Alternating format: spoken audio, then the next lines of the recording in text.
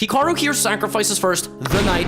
Brilliant move number 1. The idea of this sacrifice is that after f takes e4, rook f1 check cannot be taken because it's checkmate, and if king g2, the king is brutally hunted out with a sequence of moves.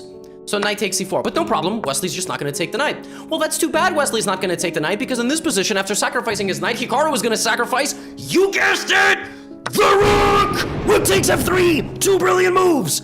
And there's 4 more to go. This dude just played back-to-back more brilliant moves than you'll probably see in your entire life. And this man's got 4 more to go. He ain't done. Rook f3 can't be taken because queen f3 can't block. Take the rook, king g1, bishop e3. Here, it's mate very soon.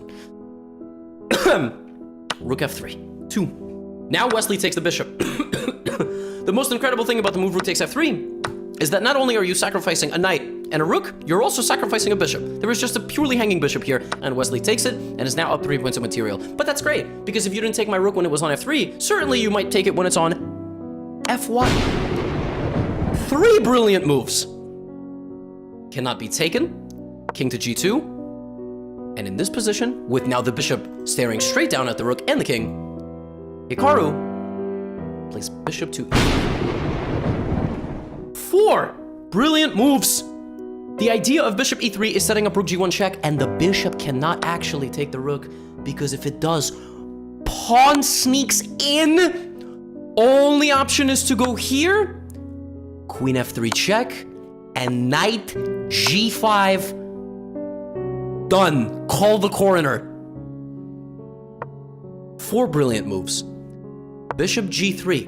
Everything is staring at everything else. Wesley is trying to sacrifice material.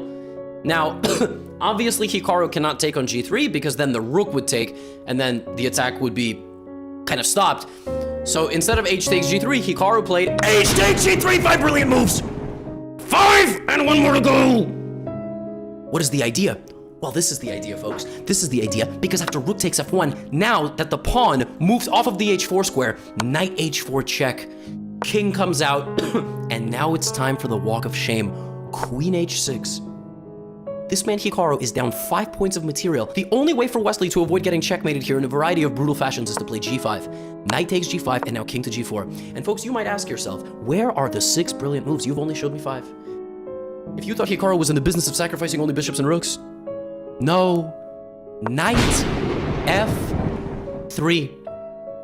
With the idea that if you take the knight, swift execution. What a checkmate on h3. And if you take the knight with the rook, the same thing. And the other thing is, I now completely block all of your pieces. I am just threatening this.